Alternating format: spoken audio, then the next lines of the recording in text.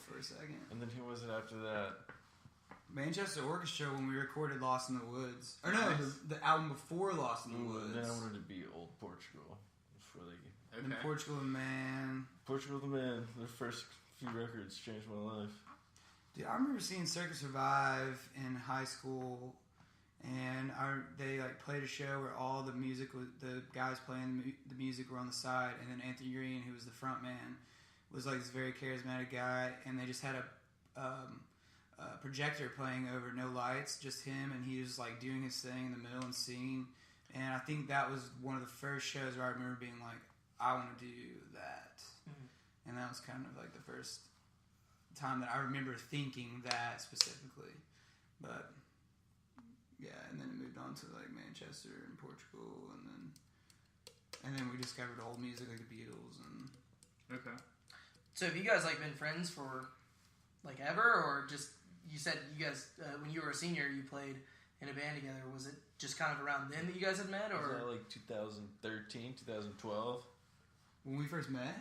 Well, I feel like we're always close because we grew up in the same town and whatever, but we never really hung out. Dude, 2007 is when I graduated high school. Oh, we're talking high school. when and you first met. Me and Zack have known each other longer than anyone. 2006, right? That was high school. 2005 then? Yeah. Oh my gosh. Wow. We've known each other forever. Yeah. We started playing in a band before we really even had been friends that long, though. True. I feel like we knew each other for like a couple months, and then we started playing in a band together. And then when you play in bands with somebody, you just become friends with them really fast.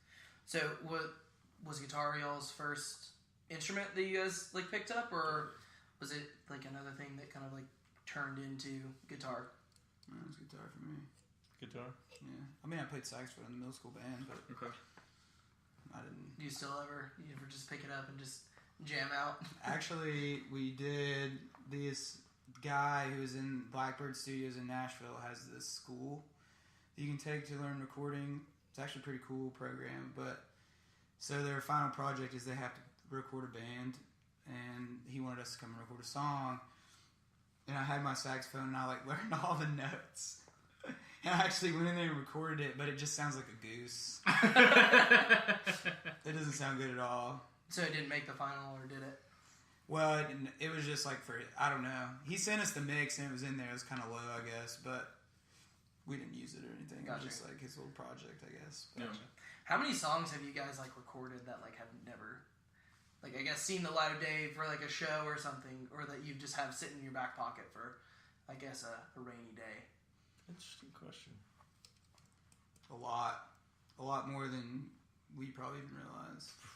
Yeah, I mean upwards of like 30. Probably. Wow. 30. Is there like any reason, or just like sometimes you make something and you're like, we really like this one. That one is kind of like similar, but we'll put that one on the back burner. I mean, where do you start? There's just. You invest so much time into something, you love it, and then you love it so much you start to hate it. Yeah. And then you're like, well, contract here, contract that, can't really release that. Wait, no, I can. Wait, should I? Wait, I don't even like it anymore. Yeah. Gotcha. It just gets weird. And, yeah, it gets weird. But there's a lot. I mean, you like certain ones for certain reasons, and then once you get more familiar with them, you realize what it is you like and don't like about them, and then I don't know. It's like the classic artist thing where the artist hates their own art. I think it's that thing a lot. Then when there's no one forcing you to put it out.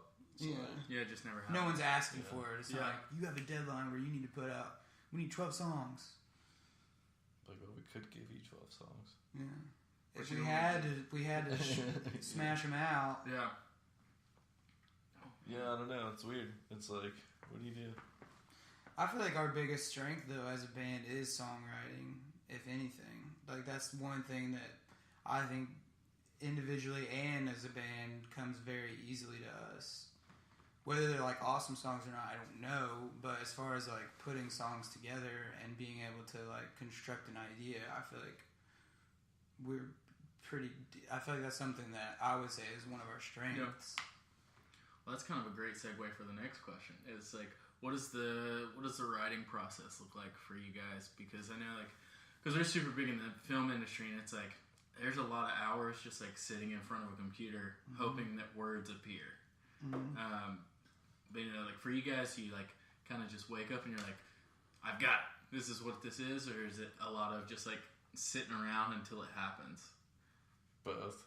Sometimes songs write themselves. Sometimes they don't make it past the first fucking chorus, I guess. Yeah. Sometimes you can sit down and write a whole song. Well, I heard something in an interview with the Death Cab for Cutie guy, and you know that I'll follow you into the dark. Apparently, he wrote that in like 2 hours.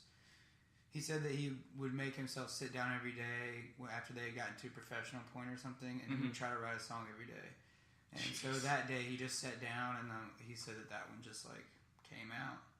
I feel like sometimes it's like that. Sometimes you're just like, oh shit, this is really easy. Like this feels good. Yeah. Same with playing too. Sometimes you wake up and you pick up your guitar and like, dude, my fingers work today. Yeah. And then sometimes you're like, I don't know how to play guitar.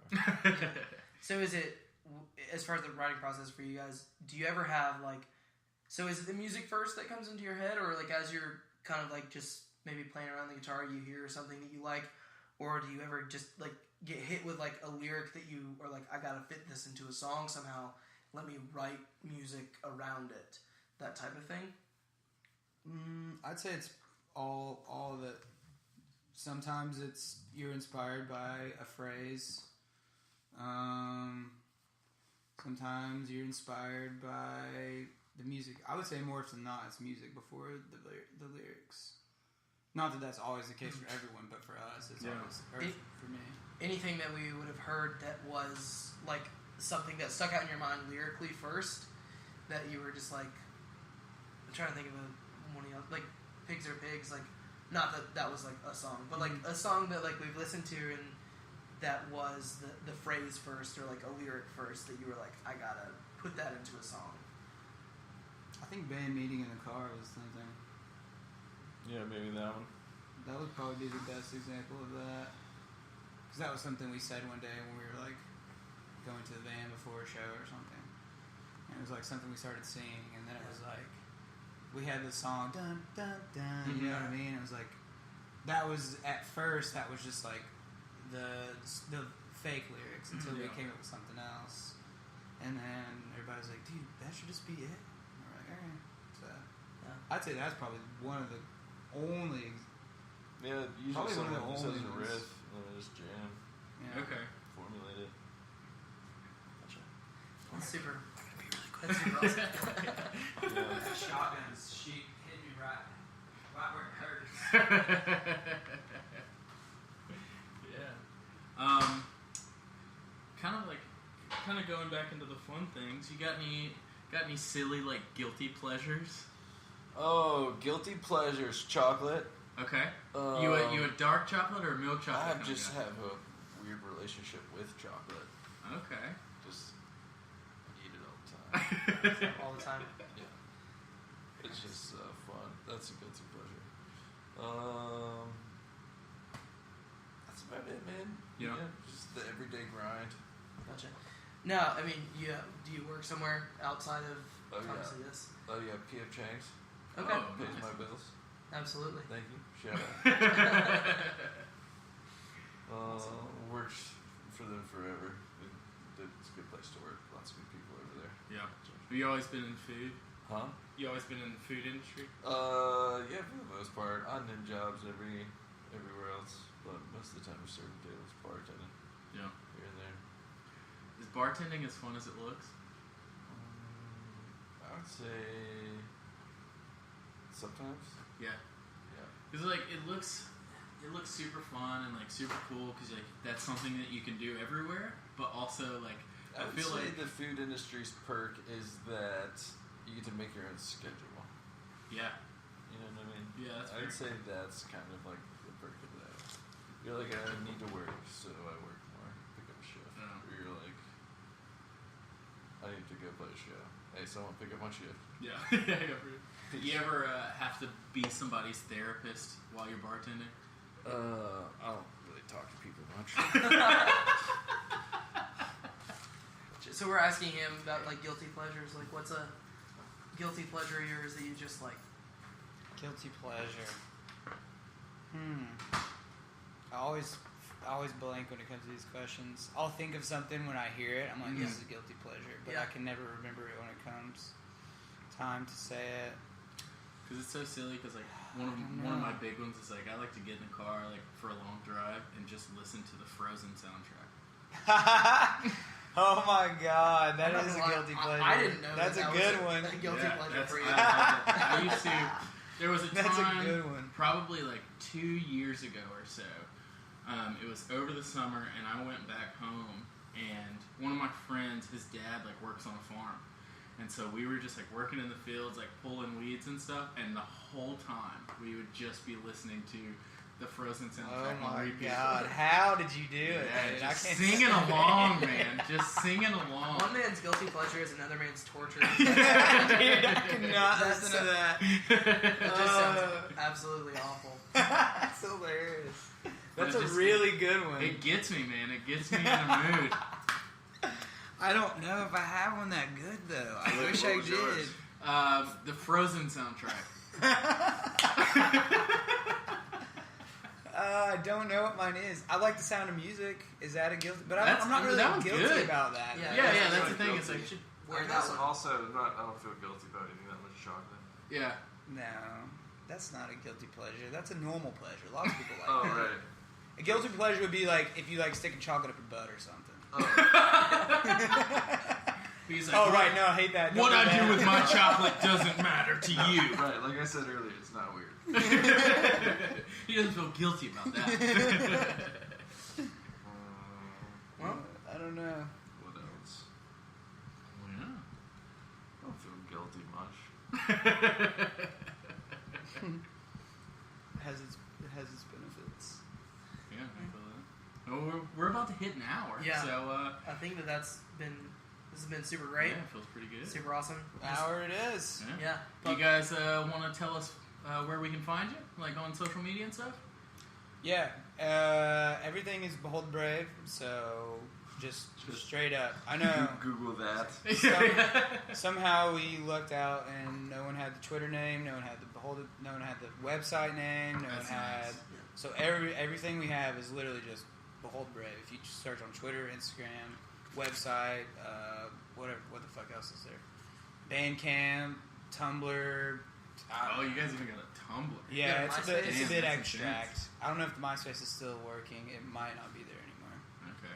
You guys got personal accounts you want to throw out there? Feel no pressure too. No, not really. Gotcha. No. Most of my outlets do. Yes, I gotcha. Gotta lay low. Well, yeah. One big thing. It's been out for about a year now, but definitely go check out Behold the Brave by Behold the Brave on like Spotify, Apple Music, all that good stuff. Mm-hmm. Yeah, this is like y'all's first like album, correct? I mean, I know you put out a few EPs, but this is like the most recent one, correct? Yes, yeah. Yeah. That was the most recent fooling. But hey, September 21st, EP release. Yeah. We did it all ourselves. We're really stoked about it. Our buddy Matt Goldman's mixing it, who mixed the first one too. And it should be really, really cool. We're going to have a good time at the show. Hell yeah. Where's that show going to be, just so we can... Songbirds 2, which is like the lower level. It used to be the Revelry Room. Now it's Songbirds. Okay. It's going to be there. It's going to be a good time. Heaven and Ale, again, what's up? Tremont, Feed, sponsoring it. It's going to be a good time. Oh yeah. So, I'm definitely super excited to I'll be hear there. all of- For yeah, sure. We'll be yeah, there. anyone who comes, we're airdropping in the music on your phone. Oh, really? Really? Yeah. That's super That's awesome. badass. Yeah. So it should be pretty I cool. definitely will be there. So you said September 21st, just Yeah. to remind people. Yeah. And that's in Chattanooga, correct? Yep, Chattanooga. Okay, awesome deal. Well, yeah, thank you guys. Just really quick, ParkerBerry1 on Instagram for myself. On Twitter, you can find me at Gabe_I_Jones. You can find us on Twitter and Facebook at the Sad Bois, On Instagram at the Saddest Boys. and on Patreon at the Sad Bois. Yeah, just show us some. Boys. But yeah, again, one more thanks to you guys. Super Thank appreciate you guys it. so much. It's been super Yeah, cool. dude. Yeah, It's been a This good is time. awesome. Yeah. Anyways, bye, Felicia.